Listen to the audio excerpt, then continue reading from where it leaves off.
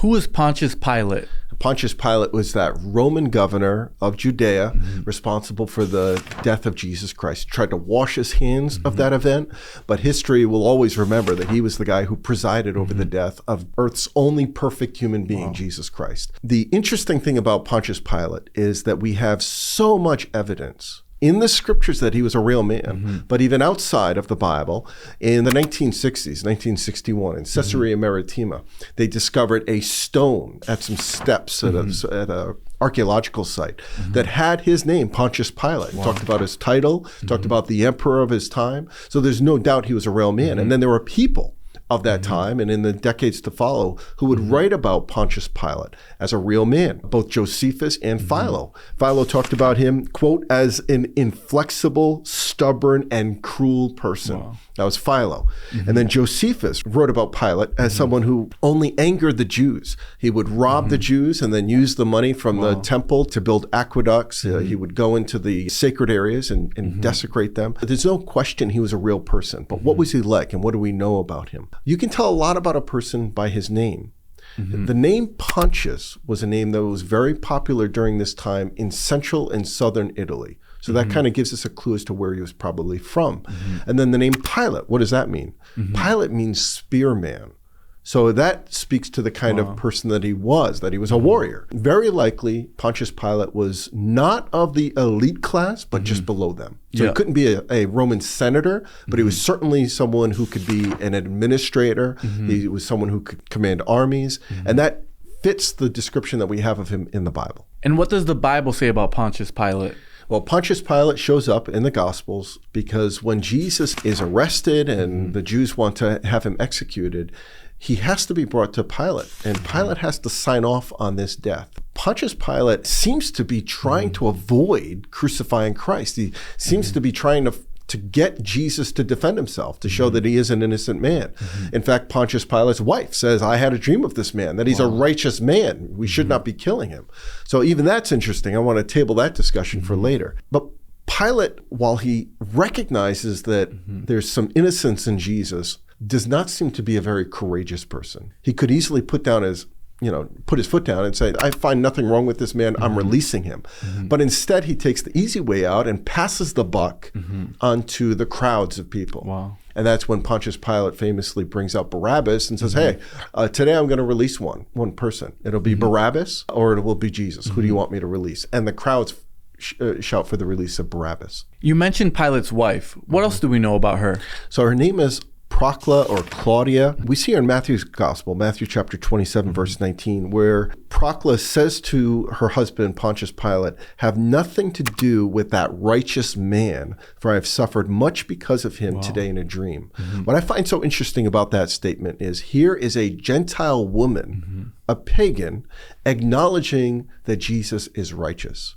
There's only a handful of people in the Bible that will do that are Gentiles. We see the Magi do that, and worship him and adore him, and then we see the Roman centurion do the same thing.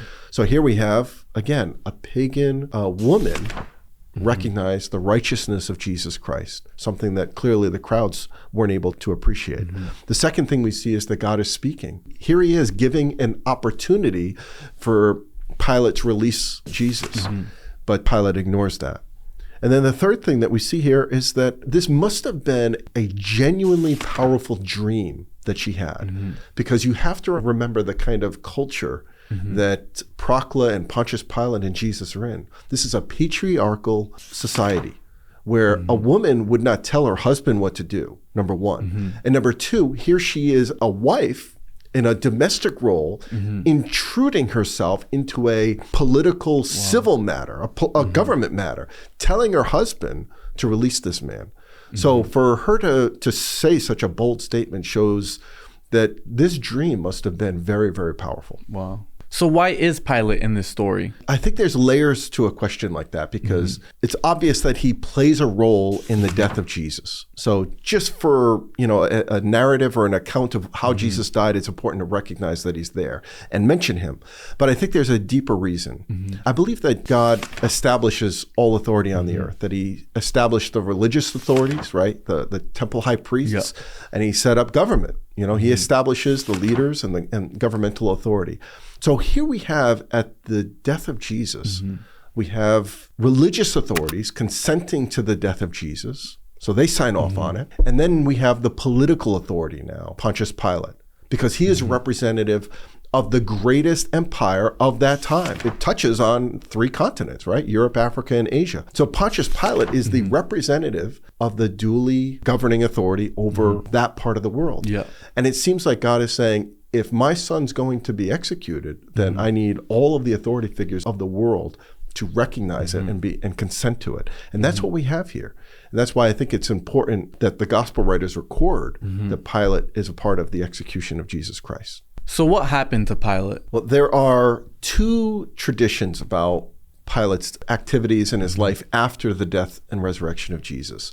Now, these are not in the scriptures, they're not in the Bible, but these are 2 traditions that warrant our attention. The first is that the church historian Eusebius, he records that Pontius Pilate was brought back to Emperor Tiberius to answer for his failure as a governor. He really was not a very good governor based on the historical record. But while he's en route, the emperor dies. So his fate after that is sort of becomes a mystery. What happens to him?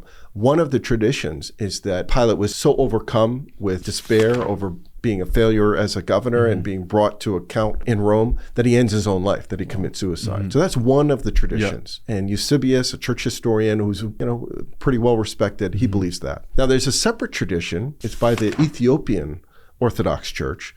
They hold an interesting belief that Pilate and his wife both repented, that they both actually became followers of Jesus and then continue to be recognized by the church as such. They even have a feast day dedicated to Procla. I think it's June 25th. We have these interesting 2 traditions. Which one is accurate? I don't know, but I do tend to lean on Eusebius as a church historian. And are there any writings about Pilate outside of the Bible? So there's what the scriptures say, but then there's some strange documents out there. One of them is called the Acts of Pilate, which is part of the Gospel of Nicodemus. But we should not treat this like it was written by Pilate or by someone who knew him or someone close to the situation. It was more likely written about 400 years after the time of Jesus. And it just does not seem to be very accurate. It feels like more of a medieval kind of invention where it zeroes in quite a bit on Pilate and his wife Procla and kind of paints Pilate in the light of being very sympathetic to Jesus, trying to find a way to release him, but ultimately surrendering to the pressure of the crowd. And it seems to be more of like a moral lesson for its readers rather than an actual narrative of the accounts. So I would not treat that as the Bible. And then famously, Pilate is mentioned in the Apostles' Creed. There are many things it says about who Jesus is and the work of the gospel and all that, but it says, suffered under Pontius Pilate, was crucified, dead, and buried, referring to Jesus Christ. So here we have in the Apostles' Creed, even though Pilate tried to wash his hands of the guilt of Jesus or the condemnation of Jesus, Pontius Pilate is remembered as the man who presided over the death of Jesus Christ. Wow. And what lessons can we learn from Pilate's life? Well, in many ways, Pilate is so human. He has a sense of what is right to do in a situation, but he lacks the courage to do what is correct. And he surrenders to the crowd and what most people want to do. So I think that's one kind of moral lesson from Pilate. But I think a larger lesson is that God is always revealing himself to us, always speaking to us, trying to give us an opportunity to make a decision to pursue him. Pilate even asked Jesus that question, what is truth? He was someone who seemed to be searching and seeking. But even when truth was standing in front of him, and even when his wife was there to confirm the righteousness of Jesus Christ, Pilate was unable to act correctly. There are a lot of lessons that I think the life of Pilate can teach us. But I think one of them would be when you encounter truth, especially truth in Jesus Christ, to pursue it, seek it, and embrace it.